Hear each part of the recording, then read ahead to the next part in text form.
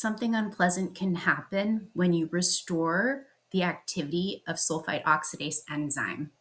Sulfite oxidase is an enzyme that metabolizes sulfite to sulfate, and it's dependent on a cofactor called molybdenum cofactor, which uses molybdenum, but molybdenum alone is not molybdenum cofactor. You have to make it in your body. So once you start to restore MoCo and sulfite oxidase to a level that's needed for your own body, you can experience an oxalate dump.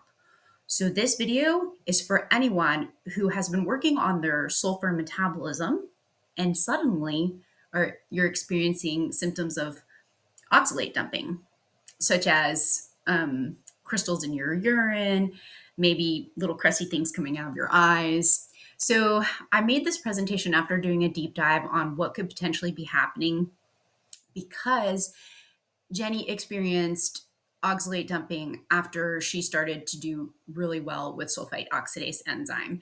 And my own daughter, though, it's an interesting story. You'll have to watch through the end. I'm going to go over some of her lab work and explain what I think is going on with her because she is not dumping oxalate, even though technically she should be. So I'm Meredith, I'm a dietitian. I'm probably not your dietitian, so please talk with your own provider before you make changes to your diet, your supplements, your medications, or your lifestyle. This is part of some ongoing research for this thing called the MoCo Steal leads to a sulfite paradox. And you can join our Facebook support group called the MoCo Steal Recovering from Sulfite Toxicity on Facebook. I'll put a link in the show notes if you're interested in exploring if this is something that's happening in you. I'm going to remove myself from the video so that you can see more of the slides. What is oxalic acid or oxalate? Well, it's a small naturally occurring dicarboxylic acid, and it's found in plants in varying amounts. I'm not going to go over every single food that's high in oxalate in this video. You can refer to experts on oxalate like Emily Givler from the Tree of Life, Susan Owens from Trying Low Oxalate, Sally Norton, who does Toxic Superfoods, that's her book, and also Elliot Overton from EO Nutrition. They all have videos about oxalate and how to deal with it. And these are pictures of different oxalate crystals in various plants. So this is what they look like under a microscope. Pretty cool, right? But also kind of sharp and they hurt. So my daughter, so there was in 2023, she was struggling very badly with energy metabolism. And I took her to the doctor and her potassium was low. And so I figured, well, she was probably just struggling from low potassium levels. And so I decided to increase her potassium intake. And so she has always been on a low oxalate diet since she was 2 years old. So immediately I went on to a dietitian website and I found a handout on foods that are low in oxalate to make sure I didn't choose anything high in potassium that would also be high in oxalate. So the handout listed plantain flour as having 1 milligram of oxalate. So I figured this is great. I can give her plantains. I gave her plantain chips. And then I started making muffins with plantain flour. Well, she started to get worse. And she started to act almost as if she was drunk. So me not understanding that the plantain doesn't have 1 milligram of oxalate per plantain, but can have up to 525 milligrams of oxalate per plantain, I actually made plantain muffins without mixing any other flour in them. And I fed her 2 a day for 4 days because she was saying that she was so tired. And then by the 4th day, actually it would be the 5th day, I found her in her bed in a puddle of vomit. And this is a huge issue because my daughter has adrenal insufficiency. She has 21 hydroxylase deficiency and she's reliant on steroids. She was in an adrenal crisis because if you vomit after you've had your medication, within an hour of having your medication, you didn't absorb the medicine. And so I had to inject her with Solucortef and take her to the emergency room. When we got to the emergency room, they ran all kinds of studies on her, and then they decided that she had cyclic vomiting syndrome. And after we left the emergency room, she was discharged. She was discharged. We left the emergency room, and then all the labs populated to my chart because that's just how it works at the particular place that we went to. And then I saw it. They had done a bladder scan, and there was crystals in her urine. And then the urinalysis showed massive amorphous crystals. So my daughter, from eating plantain flour, had oxalate poisoning. So that took us on a pretty crazy journey going through doctors to try to figure out if she had hyperoxaluria, because my husband has chronic kidney stones. So I thought maybe there was something genetic going on. So I'll talk a little bit more about that later after we go over how sulfite can alter oxalate metabolism. So plants do have oxalate in varying amounts, and you need to find a good place to get information on that. So the Trianglo Oxalate group has a really extensive Excel spreadsheet that you can access through one of their other groups. So reach out to them. It's also produced by fungi and some bacteria. So if you have a fungal infection, oxalate can be produced by these particular things, and you can absorb them. So that's something to consider. And then a huge source of oxalate, especially in genetic oxalate issues, is it's made in the human liver from glyoxylate. And I'll talk in a few minutes about where that can come from, where glyoxylate can come from. So oxalate can complex in the human body with magnesium, sodium, potassium, iron, zinc, copper, aluminum, and then also calcium. And the one that's focused on the most in literature is calcium oxalate because it can produce stones. But calcium oxalate can also accumulate in tissues. In sulfite oxidase deficiency, I've noticed that people who have altered levels of sulfite and s-sulfocysteine are struggling with periodic low ionized calcium levels. And so oxalate can worsen this situation because oxalate can bind to ionized calcium.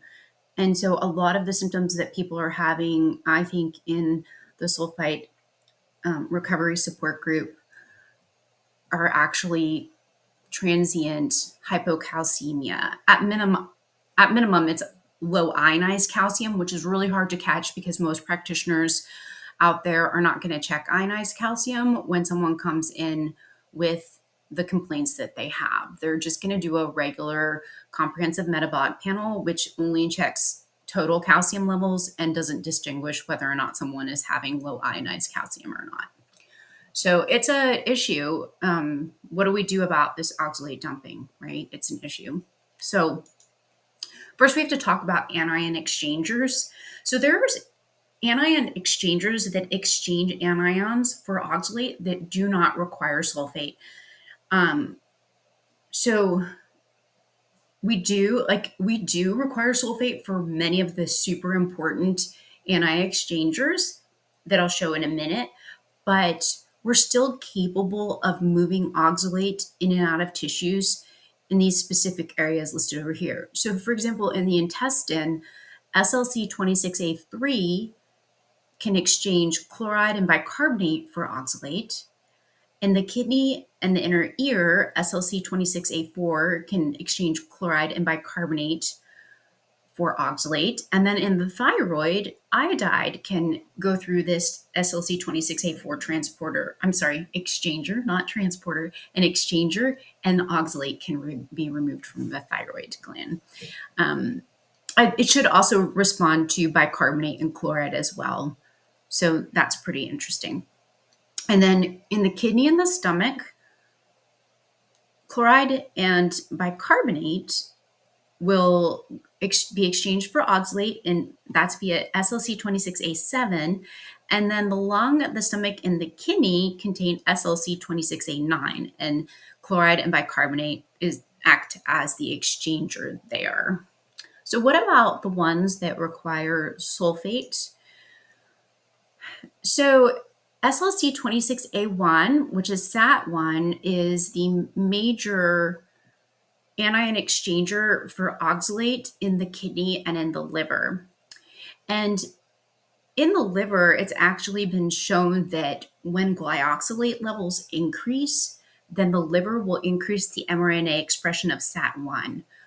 And SAT1 can use chloride or bicarbonate or sulfate to be able to exchange those. So those go into the cell and oxalate will come out of the cell. So it's an exchanger, it's not a transporter. So these two things basically switch places. And then SLC26A2, also known as DTDST, it's found in cartilage, specifically chondrocytes, and in the intestines, and it can use chloride or sulfate to exchange for oxalate. And then the last one, found in the kidneys, intestines, pancreas, and salivary gland, is SLC26A6, and it can use chloride, bicarbonate, or sulfate.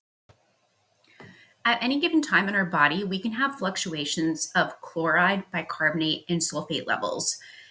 And when those are altered, if there's less in the blood, then you're going to have less activity of these anion exchangers. So you can see that depending on what's going on in your body at any given time, there could potentially be a retention of oxalate, but it should go back and forth between these states. However, if you see these little question marks here, there's specific things that can inhibit these transporters. Are you curious? Let's go on. So this is showing the SAT1 transporter that's in the liver and the kidneys, and it's also in the intestines, but those are not shown here. So in the liver, SAT1 is an exchanger. It's not a transporter, it's an exchanger. So sulfate and bicarbonate, either one of those can be exchanged for oxalate. So sulfate and bicarbonate goes in and oxalate comes out. Chloride can also work here, but it's like done at a lesser extent. So really it's bicarbonate and sulfate that are the major anions that are exchanged for oxalate in the liver. And so once you excrete the oxalate, then it will end up in your urine. And then, sorry, I have a little tickle in my throat.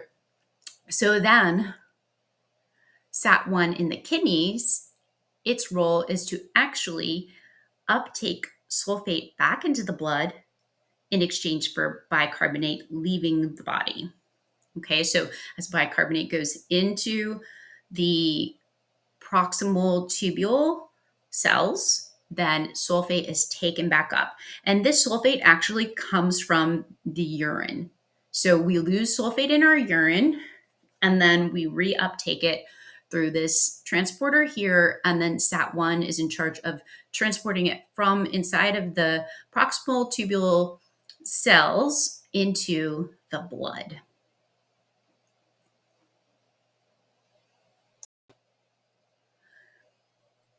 So bicarbonate and sulfate actually compete for the SAT1 transporter. So the more bicarbonate in the blood, the less sulfate that's going to be taken up from the blood and enter the liver for phase 2 detoxification.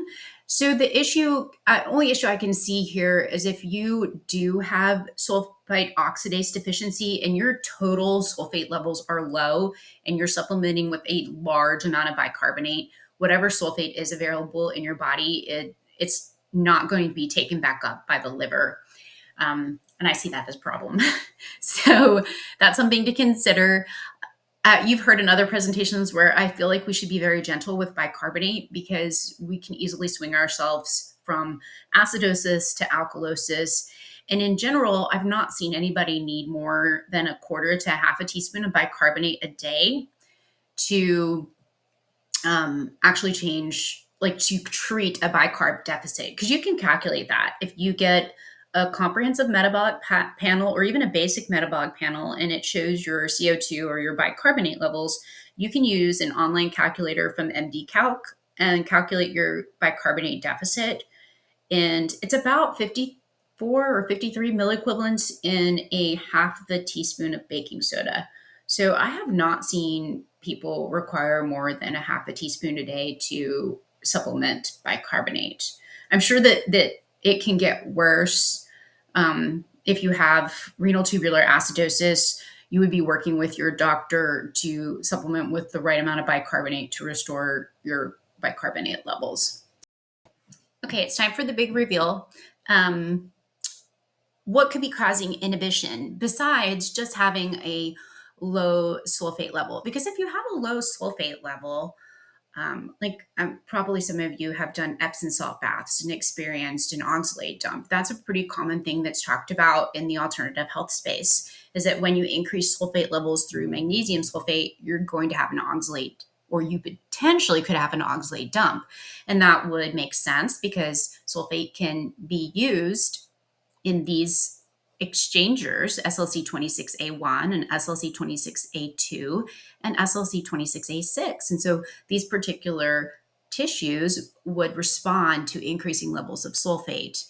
So besides that, having low sulfate levels, you should be able to make up for that with bicarbonate or chloride, right? So what could be going on in our bodies that's inhibiting the clearance of oxalate at times, and then sometimes a huge burst of oxalate? What is causing an oxalate dump? So, sulfite, oxalate, and thiosulfate are inhibitors of SLC26A1, which is where we make the most oxalate in our body, is in the liver. The liver is where we metabolize glyoxylate to oxalate. And so it's possible that you can retain oxalate in your liver if your sulfite levels are high, or oxalate levels, blood oxalate levels are high, or thiosulfate levels are high.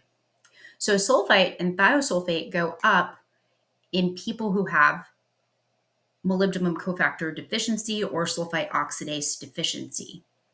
So I think that this is a misdiagnosis among a lot of people. I think that modern day lions are putting a burden on our sulfite oxidase enzyme, and that we're having sulfite escape.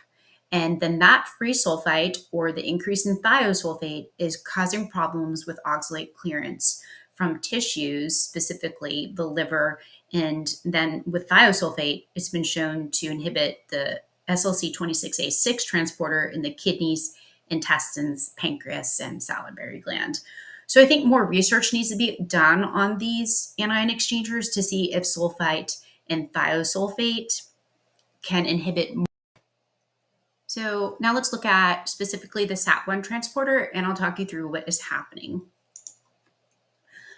So what would happen is when sulfite levels go up, or thiosulfate levels, both of those would happen during sulfite oxidase deficiency or inadequacy. Let's say we're exceeding the capacity of our body to be able to deal with sulfite.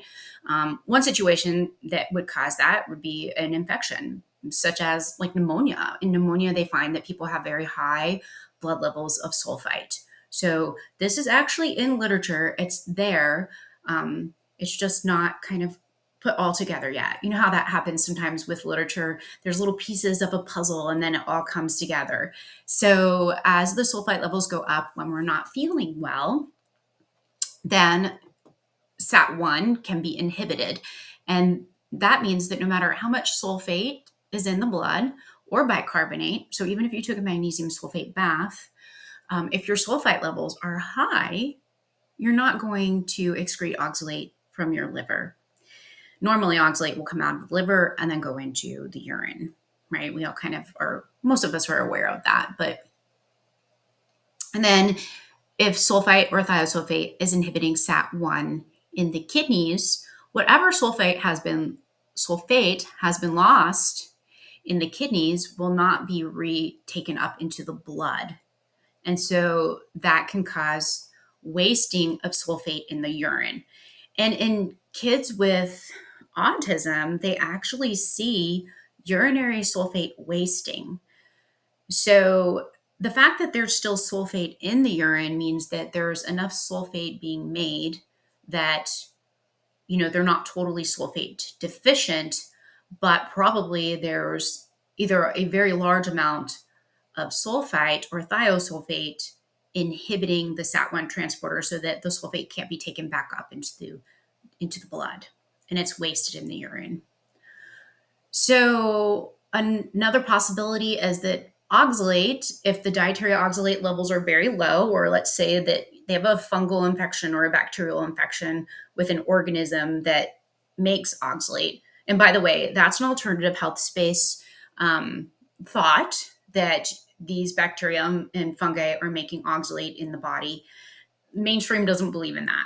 I'm like a split the difference person. So I think anything can cause anything. So I'm not against bacteria and fungus actually causing us to have more oxalate. However, my own little girl has very low 24-hour oxalate levels. And I mean, she's got candida. I mean, I can't deny that she doesn't have some gut dysbiosis and candida. So that's interesting. And I'll talk about that in a minute. So it makes sense. Like in the trying low oxalate group, they talk about how if you're having an oxalate dump, then one of the things you can do to stop it is to eat some oxalate. So that's because if you increase your blood oxalate level, it will inhibit SAT1. And that means whatever oxalate you are making in your liver from glyoxylate will not be able to leave the liver. So would increasing dietary oxalate be a good or a bad thing? Well, in my previous understanding, it was that if you increase the dietary oxalate, it would just prevent the passive diffusion of oxalate from various tissues because your blood oxalate levels would be very high. And so your body would not want to clear, your body would only move oxalate from an area of high concentration to low concentration, right? But as I've been researching, it seems more likely that these anion exchangers are in charge of clearing the oxalate from the tissue, either bicarbonate or chloride or sulfate, right? And then in thyroid iodide. So I actually think that increasing dietary oxalate level is not a good idea if you are struggling with an oxalate dump, because what you're doing is you're blocking the SAT1 transporter. So we don't want to retain oxalate in our liver. I have a slide in a minute that talks about how oxalic acid can inhibit pyruvate carboxylase. It's a very important enzyme for liver health. So I'm not sure that I'm in agreement of going up and down on dietary oxalate to modify how much you dump. I do think it's important when you experience an oxalate dump to make sure that you are drinking a lot of water and making sure that you support your calcium levels, because oxalate can bind to calcium and cause transient hypocalcemia symptoms. And that is a horrendous feeling, like muscle twitching and nerve irritation. And sometimes it can even cause high blood pressure. So, okay.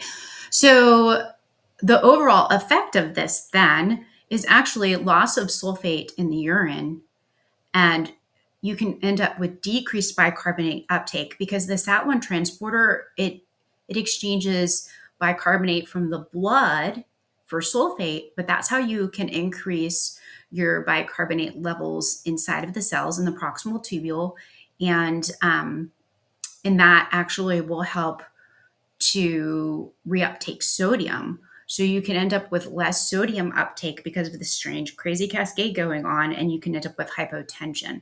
So you'll have acidosis from decreased bicarbonate uptake and hypotension. And then also, of course, the inability to excrete oxalate from the liver. And it goes beyond that, because what you might actually be having happen in sulfite toxicity is not just changes in the activity of the SAT1 transporter, but changes in glyoxylate and oxalate metabolism. So on an organic acid test, you may find someone with sulfite toxicity has high glycolate levels, but normal to low oxalate levels. And you would have to take into account their dietary oxalate intake as well, because obviously if they have very high oxalate intake in their diet, then you're not going to be able to tell that they're struggling with sulfite toxicity, because both glycolate and oxalate will be elevated. So this is crazy. I know I get made fun of for my detailed diagrams, but I tried to make this easier for this presentation by messily highlighting this area. And I used this in a different video. And I did not change the highlighting. I'm sorry. I just didn't feel like highlighting it differently. I could have done it in Photoshop, but how I had stuff set up made the background look kind of crappy if I highlighted it. So I didn't do it. So I just used my snip tool. All right. So first, let's talk about where our glyoxalate comes from. So right here in the center is glyoxalate. And so everything highlighted is related to the oxalate, glyoxalate type metabolism. Okay. So normally in our body, we have glyoxalate, and in a sufficient B6 state, there's an enzyme called AGT, and it converts glyoxalate to glycine. And then we can use glycine to make serine. We can use glycine for other processes in the body. And everything should be working really well. But in sulfite toxicity, the sulfite can inhibit the enzyme ALDH7A1, and that enzyme is involved in lysine metabolism. And when you inhibit ALDH7A1, there's a buildup of P6C, and that binds to B6, which is P5P or pyridoxal 5-phosphate, and it makes it inactive. And so people with sulfite toxicity can develop a functional B6 deficiency. And that means that this enzyme AGT is going to slow, and less glyoxalate is going to be converted to glycine, and more glyoxalate is going to be converted to oxalate. Okay. And so having a B6 deficiency, specifically P5P, the activated form of B6, can lead to an oxalate problem. Okay, it is possible to convert glyoxalate back to glycolate via the enzyme GRHPR. It's NADPH dependent, but in sulfite toxicity, NADPH levels can drop because sulfite can also inhibit glucose 6-phosphate dehydrogenase when it's hanging around in the cell for too long. So what we have here could be a buildup of glyoxalate. Okay, so where exactly does this glyoxalate come from? In the body, it typically comes from either glycolate or from hydroxyproline. So here are hydroxyproline comes from collagen degradation. And so over here, I have all of the symptoms of joint hypermobility. And I mean, many of the people that talk to me in Messenger are like, my joints, I'm hypermobile now. I have hypermobile Ehlers-Danlos syndrome, but I don't have the genetics for EDS. And totally, I've been diagnosed with that. And Zoe is insanely hypermobile. She can put her foot on her head, like all the way up to her ear, and pretend it's a telephone. It's pretty crazy. So what could be causing that joint hypermobility? Well, it could be collagen degradation. So whenever metalloproteinase and protease activities are increased, that actually breaks down collagen and produces more hydroxyproline for the liver to metabolize. So what can increase these enzymes? Well, sulfite could induce oxidative stress, and that can increase these enzymes that break down collagen. So that would result in more hydroxyproline, and that means more potential glyoxalate in the liver. Also, fighting bacterial, fungus, or viral infections, that could increase sulfite, but also just the actions of fighting these infections will increase the metalloproteinase and protease activity. And then hypoxia increases this as well. My daughter has sleep apnea, so she has way more collagen degradation just because hypoxia increases the breakdown of collagen. Having a very low active vitamin D status, so the 125 dihydroxyvitamin D3, or low calcium intake can increase your parathyroid hormone levels, and that stimulates osteoblasts and chondrocytes to secrete fat metalloproteinase. And so you would actually have more collagen degradation if you're having problems with activating vitamin D, which, sneak peek, if you have sulfite toxicity in the form of s-sulfocysteine, which is something that we all make it, everyone does in varying amounts, then if yours is high, you could be struggling with activating vitamin D. And then if you have high interleukin 6 and tumor necrosis factor alpha, these are inflammatory cytokines and they also increase the turnover of collagen. So overall, if you're sick or if you have sulfite toxicity or if you have hypoxia or if you have problems with your vitamin D levels or if you have a leaky gut and lots of LPS leaking in, you're going to break down your collagen. So are we hypermobile because we have a syndrome, or are we hypermobile because we are constantly battling something? I think it's probably the battle that's causing the problem. And then a minor way that we can have a little bit more hydroxyproline in the liver is whenever we degrade HIF1 alpha, we actually break down the hydroxyproline. But I think this is very minor. I used to think it was a big cause of it, but I'm learning. We're always learning. And so I changed my mind.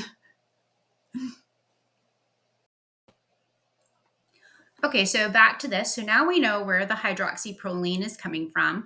We can also, if you have a high intake of vitamin C, then that can be metabolized to oxalate as well. So that's totally possible.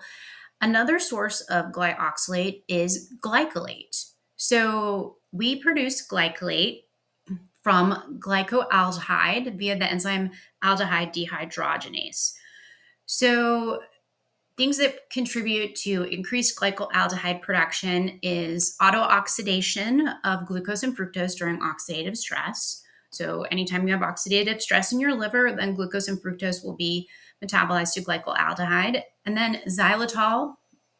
Hopefully you're not using excessive amounts of xylitol, although this is something that's recommended, or it was in the past, for people who have candida issues. So it's possible that this could contribute to increased glycoaldehyde levels. And then L-serine. L-serine is metabolized to glycoaldehyde whenever you are struggling with a leaky gut, and LPS, lipopolysaccharide from gram-negative bacteria, is leaking into your body. It activates neutrophils, and these neutrophils have a thing called myeloperoxidase, hydrogen peroxide chloride system, and it converts L-serine to glycoaldehyde. Oops, there's a spelling error there, and that needs an L. And then LPS also stimulates sulfite production. So we get a sort of double whammy there. The neutrophils will produce sulfite in response to LPS. And then during sleep apnea, the myeloperoxidase system is active also. And so you get more glycolate during hypoxia. So it could be sleep apnea, asthma, or COPD. All of those things can increase glycoaldehyde. And there is an L right here. I don't know why it's not showing up. Probably just because I highlighted. And then lipid peroxides. Lipid peroxides are also a source of a glycoaldehyde. And so all of this can contribute to high glycolate levels. And then we get to the major issue here, is that sulfite inhibits glycolate oxidase. It's a strong inhibitor of it. And so if you have very elevated glycolate levels on your organic acid test and normal or low oxalate levels on your organic acid test, I would have a sneaky suspicion that sulfite toxicity is happening. So again, GR-HBr can act as backup for glycolate to glyoxylate, but sulfite can inhibit glucose 6-phosphate dehydrogenase and cause a low NADPH state. So it's possible that you just kind of get stuck when you're in sulfite toxicity with very high glycolate levels. And again, on an organic acid test, you need to take into account whether you're consuming dietary oxalate or not, because that can alter the results. If you're having a very high dietary oxalate intake, then you're not going to be able to see this crazy shift that can be happening. So when Jenny increased her molybdenum, she experienced oxalate dumping. And we went back and forth discussing what could potentially be going on. And she's right. 100% that her sulfite levels increased. I was excited because I'm like, that's a true sign of healing. That means that you don't have as much sulfite in your body. You're not inhibiting SAT1. It means you have less thiosulfate, and you have enough sulfate to be exchanging for oxalate in these tissues that have sulfate exchangers. But even so, it's distressing when you have an oxalate dump. And one of the things that I think it causes for a lot of us who have been struggling with sulfite for a long time is that we end up with transient hypocalcemia. And that feels horrible. And we'll feel like a swelling in our throat. Think it's our thyroid, but potentially it could be parathyroid hormone. Like we're just feeling that reaction. Although it is possible, if you dump oxalate, it is possible for it to not clear and just redistribute in tissues. So there are some studies out there showing that oxalate crystals can accumulate in your thyroid gland. And that's like a scary story, right? That's what we call it here when we read the package insert on Zoe's growth hormone. We call it the scary story. That little tiny paper folds out into this like 3-foot long sheet of what could potentially go wrong. So yeah, redistribution of oxalate is a scary story. You can take a screenshot of this, of all the symptoms that can be caused from high oxalate. I got it from this naturopath's website. Her name is Kim Atherton. I have not worked with her or even talked to her, but I really liked her picture and I wanted to give her credit. So I'm going to list these out in case you're somebody who has like low visual function. The things that can happen when your oxalate levels are high would be pain, arthritis, muscle pain and burning. I think that that is probably from hypocalcemia because, again, oxalate can bind to ionized calcium and cause transient hypocalcemia. The same thing for fibromyalgia. Fibromyalgia is related to NMDA receptors. They think that it's hypofunction, and that means that if your oxalate levels were to go high in the blood, then it could cause even less calcium to be taken up through these NMDA receptors. At least that's what I recall from researching earlier. And then interstitial cystitis, that doesn't feel so good. It feels not good in your pee-pee area. Same thing with vulvodynia. Jenny's really curious because I've been having some burning sensations like that. And I went ahead and did an organic acid test while I was having these symptoms, and we will see if I'm actually dumping oxalate or not. So that'll be interesting. And then oxalate arthropathy, so like oxalate in your joints causing joint problems. You could have kidney stones, again, urinary pain and problems with your urethra being irritated. In fact, what might happen is you go in, you get your urine checked for a UTI, and they don't find that, but they do find white cells. So they'll like culture urine, it comes back absolutely no infection, but you have white cells in your urine. That's because oxalate crystals can damage the ureter, and then white cells will move in to repair. So yeah, it sometimes feels like a UTI, but it's not. You can have headaches and migraines, itchy skin, rashes and skin issues, allergies. There's a thing with candida. They talk about in the teal group that oxalate has candida riding on it. I don't know. I'm halfway a mainstream dietitian, kind of like switching over to natural stuff. And so I believe anything is possible. So if you're a mainstream dietitian watching my video, I'm just in this new realm of anything can cause anything. And I'm trying not to be strict about my beliefs. I like to learn. I like to be open to new ideas. It can cause digestive issues. Like if you have an oxalate dump in your gut, you could just be having burning poo-poo. And then insomnia and sleep troubles, bone loss and teeth weakening because oxalate can accumulate in those and disrupt the bone matrix. And then also mineral deficiencies. As I pointed out at the very beginning, oxalate can bind to a lot of different minerals in the body. So molybdenum deficiency could be the cause of your slow sulfite oxidase enzyme.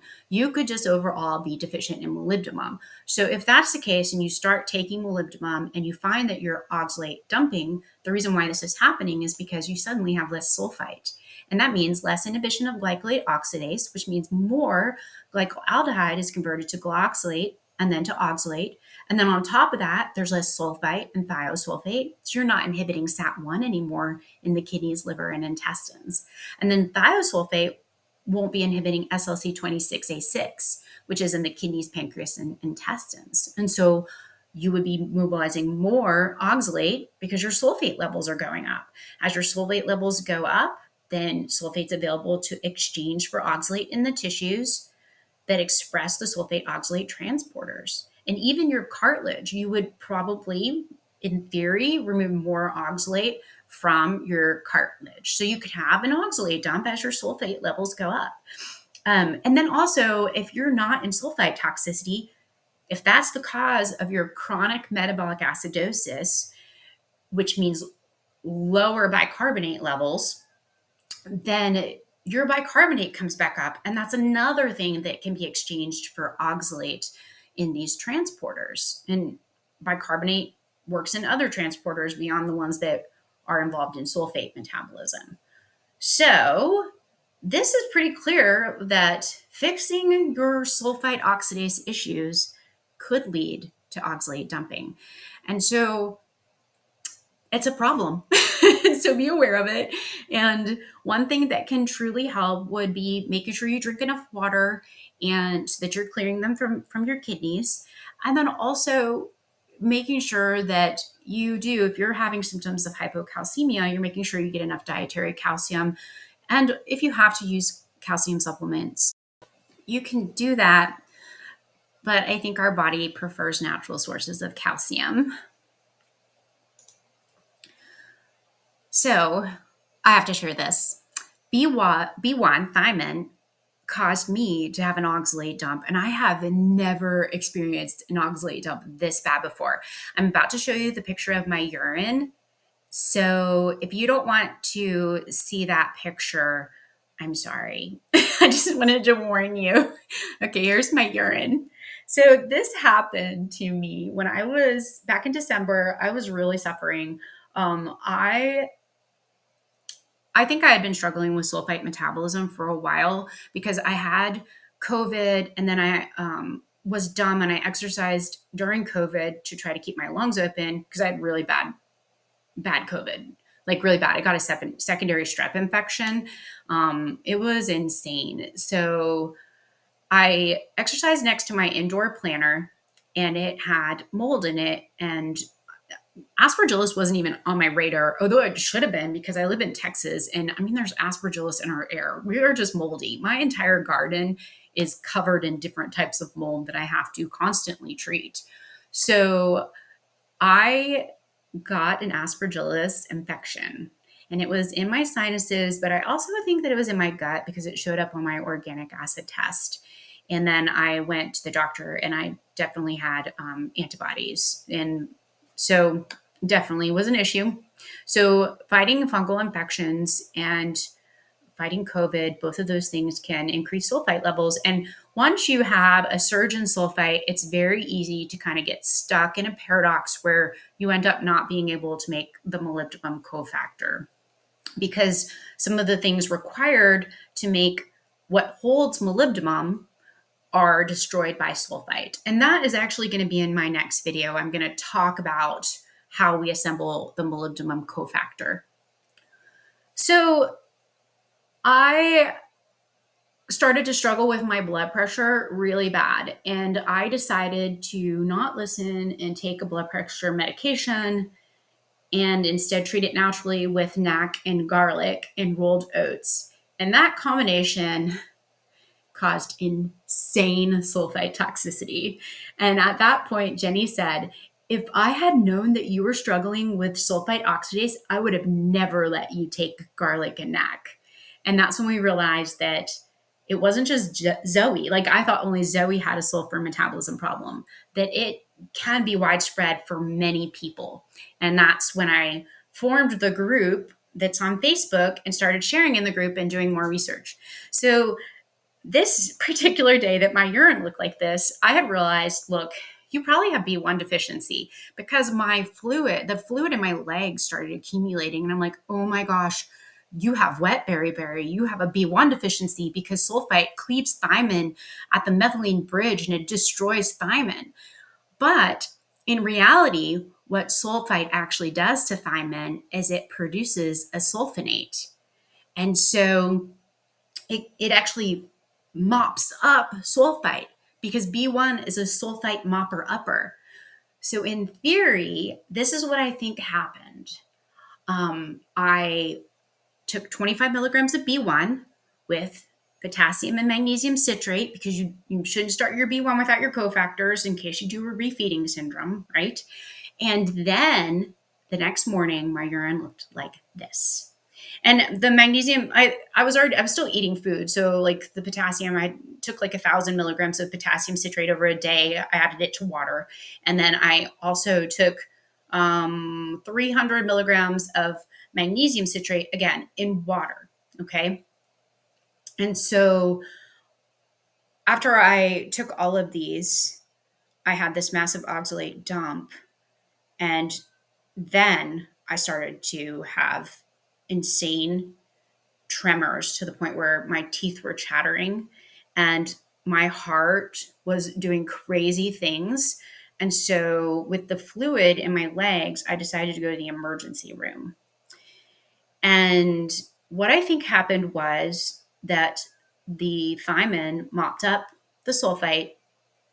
And so then the SAT1 transporter inhibition was released, and I actually dumped oxalate into my blood. And between the citrate versions of electrolytes plus the oxalate in my now high in my blood, I ended up with severe low ionized calcium levels. And when I went into the emergency room, they didn't check ionized calcium. They actually thought I was having a panic attack. But more importantly, they thought I was on drugs, and they tested me for all kinds of drugs to see if I was a drug user because of how I was presenting. So it was pretty interesting. And what they gave me was lactate ringers, and it immediately helped with the tremors. And that's because lactate ringers does have calcium in it. So I think it restored some of the ionized calcium. So that's pretty interesting.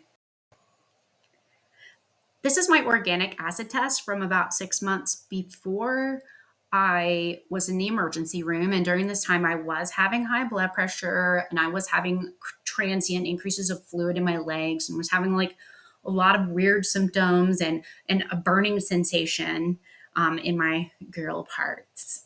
And so you can see here the oxalic acid was not high, it was normal, but my glycolate levels are elevated, which is a sign of inhibition of glycolate oxidase or inhibition of the SAT1 transporter and not being able to excrete oxalate from the liver. So that could be from thiosulfate or sulfite. And you can also look here, my lactate levels are really high and my lactate to pyruvate ratio is super high. It's like 44 or something like that. And that can actually mean that I have a shutdown of the mitochondrial respiratory chain, and sulfite can do that. Sulfite can inhibit complex 4, cytochrome C oxidase. And then that can lead to the electrons would actually move to fumarate, and then fumarate would increase, it would be metabolized to malate, and so malate goes up. And then this elevation of alpha ketoglutarate, which is 2-oxoglutarate or glutaric acid, that could actually be due to a B1 deficiency. So I fit the picture in my organic acid test. I sound proud, but honestly, it's kind of weird. I can't stop giggling about that I'm having hindsight and like, whoa, that's crazy. Like I just never thought that this was real, but it truly was really happening.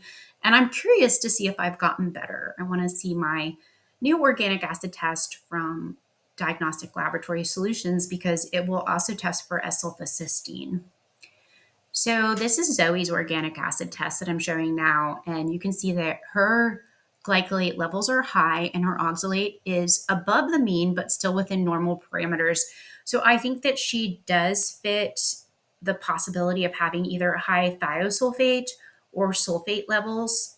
I'm sorry, thiosulfate or sulfite levels inhibiting SAT1, and also potentially the inhibition of glycolate oxidase by sulfite. She doesn't, in this particular organic acid test, look like she's having any mitochondrial respiratory chain issues, and not really even an inhibition of pyruvate dehydrogenase complex. And during this time, I was supplementing with 25 milligrams of B1. So potentially, she had enough B1 to be able to work metabolism, but still was struggling with the effects of sulfite on glycolate oxidase and SAT1 transporter. So this urinary test is a 24-hour urine test, and she's had this done twice in her life. The first time that she had it done was in March of 2023, when she had that severe oxalate poisoning and went to the emergency room. So at that time, she was still seeing urology because she had on and off issues with hydronephrosis, which can be caused by your ureters being irritated and they get inflamed and they don't heal. And it can also be caused by, in my opinion, by a retinoic acid deficiency, because you have to have that version of vitamin A to help your kidneys to heal.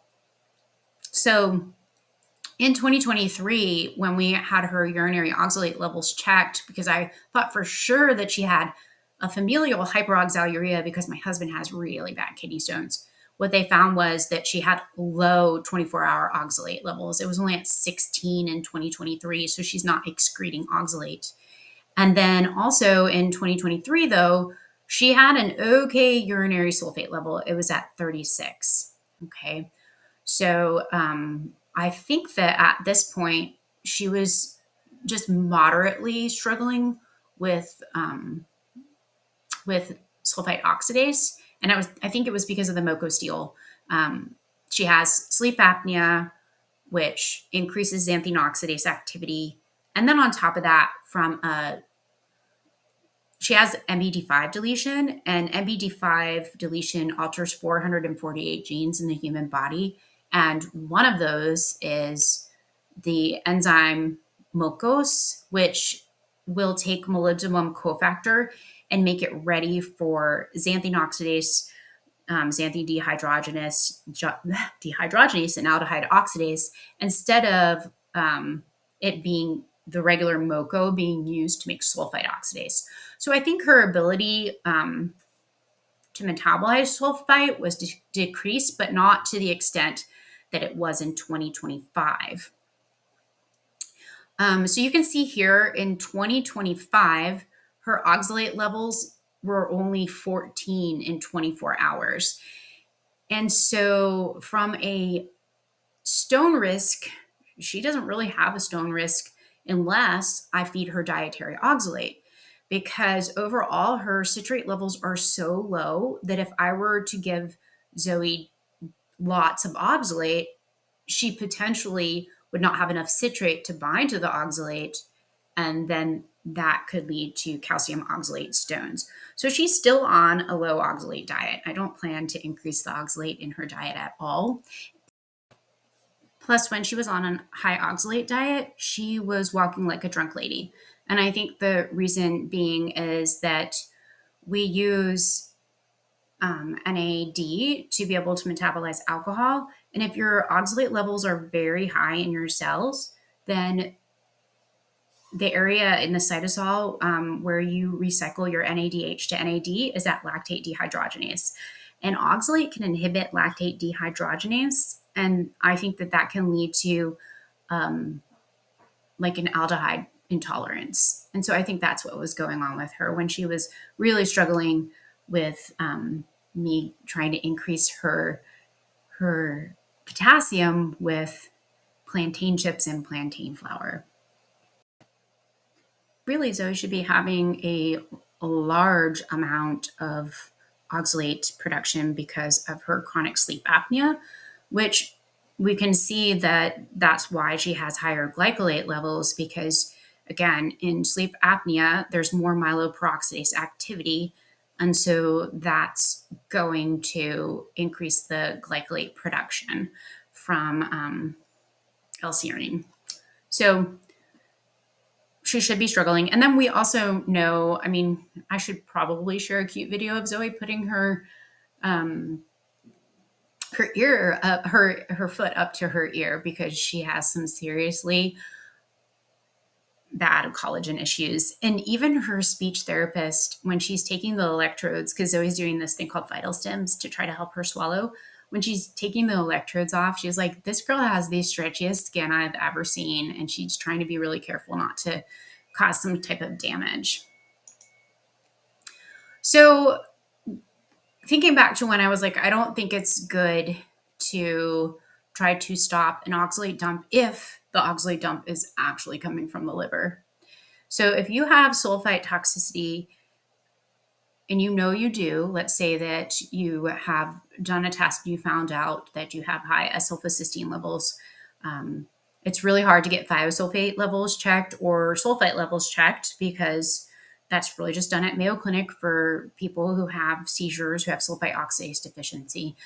But let's say you do have this going on, then I don't think that you should be treating yourself with dietary oxalate to further inhibit an oxalate dump. The reason being is if you retain oxalate in your liver, it could inhibit pyruvate carboxylase. Now, whether it's actually doing this or not, we just need studies on it. So what pyruvate carboxylase does, and you can see down here how it inhibits. Oxalate is a strong metal chelator, and it binds to the metal center similar to oxamate, and it causes physiological inhibition of anaplerosis. And so this picture shows that pyruvate carboxylase takes pyruvate and bicarbonate and ATP and makes oxaloacetate. And then oxaloacetate can help restore the TCA cycle intermediates. So whenever we're running TCA cycle, it doesn't just go in a cycle. Some of the different intermediates are used throughout the body for different processes. And so you have to have a functioning pyruvate carboxylase enzyme to be able to keep your TCA cycle going and to provide those intermediates that are needed for substrate oxidation, respiration, the production of NAD and NADH, NADPH, redox shuttles, and then antioxidant defense. And then also you need pyruvate carboxylase to be able to do gluconeogenesis. So if you have high retention of oxalate in the liver, you're going to struggle more with being able to restore your blood sugar levels. Zoe used to have severely low blood sugar, but now she's on growth hormone, and growth hormone is needed to maintain blood sugar between meals. So she doesn't have that anymore. So, and again, I don't necessarily know if she's retaining a large amount of oxalate in her liver to the point that it's altering pyruvate carboxylase levels, but she does have very low citrate levels. And I'll explain that in a minute. So let's see. If your TCA cycle slows down too much, then less malate and citrate are available, and that can impair the malate citrate shuttle and the production of cytosolic NADPH. And that comes into play in severe sulfite toxicity, because these are the backup enzymes for glucose 6-phosphate dehydrogenase, and sulfite can inhibit that. So whether this is happening in someone who just has sulfite oxidase insufficiency versus somebody with classic sulfite oxidase deficiency, I'm not sure. I just wanted to put it out there that I don't think it's good to try to stop your oxalate dump if you are somebody who knows that the cause of your oxalate retention was sulfite. Okay, that's my opinion, but talk with your own provider about what to do. Okay, sorry.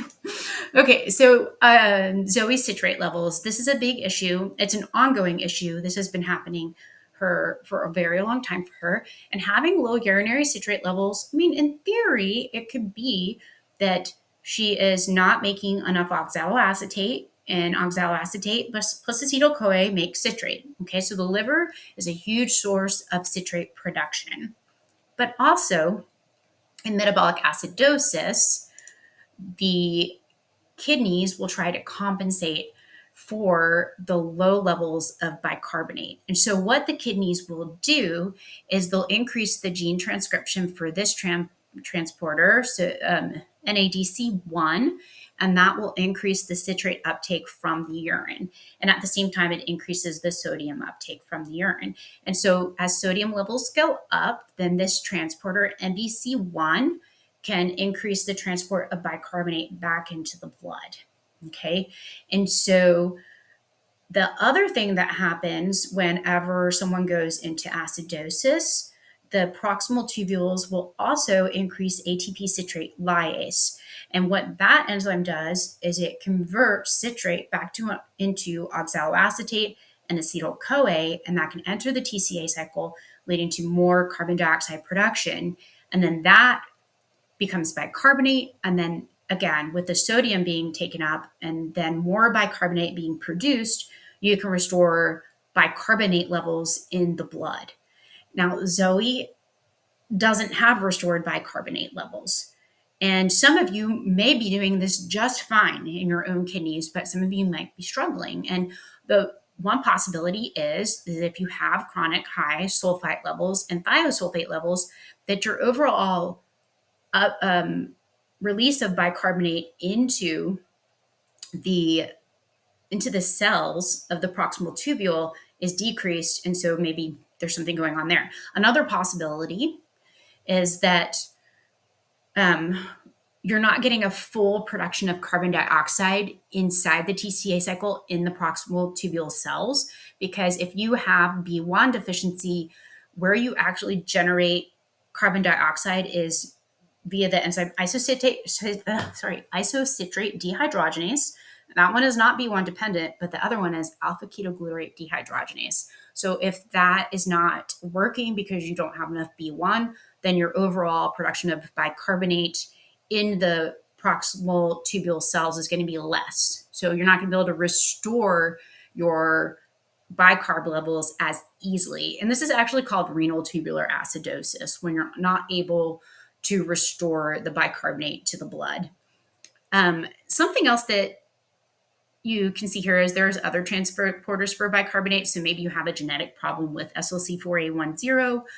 In MBD5 deletion, there can be a decrease in the mRNA expression for AE2, and that can cause problems with bicarbonate uptake in the kidney as well. And Zoe has a nephrology appointment coming up. She had that 24-hour urine test in March, but they never responded with the results, even though I got them. And I was just waiting patiently for the response because I didn't want to be pushy. But I suspect that because the very first face sheet that kind of auto-populates to the My chart shows that everything was normal and no risk for stones, that they dismissed it and they were just waiting for me to follow up in the office instead of contacting me. But then when you look at all the sheets after that, you can see that there's something really weird going on, right? She has a lot of things off in her urine.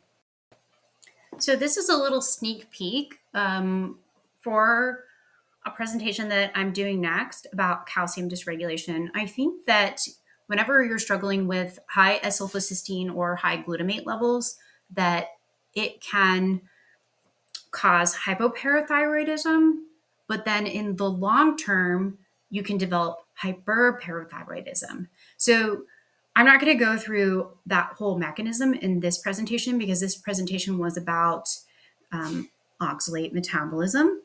But Zoe does have symptoms of S-sulfocysteine or glutamate altering her ability to regulate calcium. So just like a sneak peek, glutamate and S-sulfocysteine can activate NMDA receptors in the kidneys, and this leads to decreased CYP27B1 gene transcription. And what that enzyme does is it takes 25 hydroxy vitamin D3 and converts it to 125 dihydroxy vitamin D3. So you would have less active vitamin D. That means that you're not going to uptake as much calcium from your diet, and also you're not going to you're going to end up having lows in calcium levels, and then your parathyroid gland is going to normally respond, and it would increase the gene transcription for CYP27B1. So what I think though that happens when s-sulfocysteine or glutamate is high is that it activates the NMDA receptor in the parathyroid gland, and that inhibits the release of parathyroid hormone.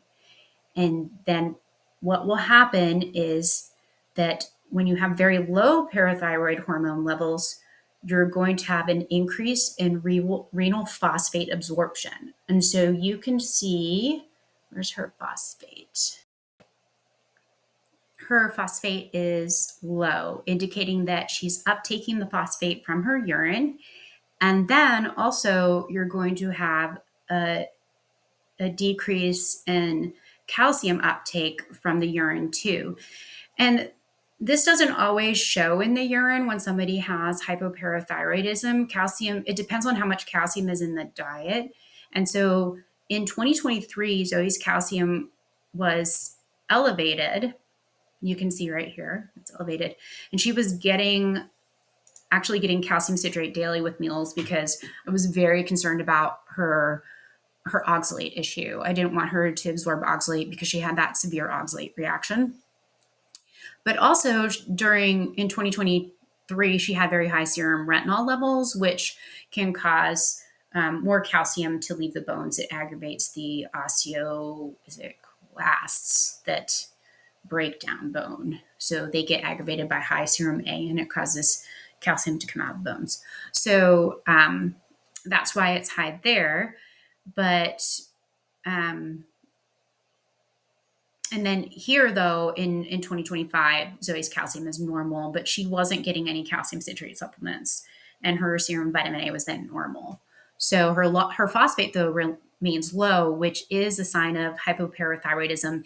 And she does have symptoms of hypocalcemia. She'll complain of her legs aching and in a burning sensation in her feet. And I thought that perhaps it was s-sulfocysteine causing nerve irritation and the loss of GABA and glycine, GABA receptors and glycine receptors, which is still possible. She could have neuropathy because this girl can rip her toenails off. If you can rip your toenails off, you probably have some type of neuropathy where you can't feel normally. But I think it has a lot to do with calcium.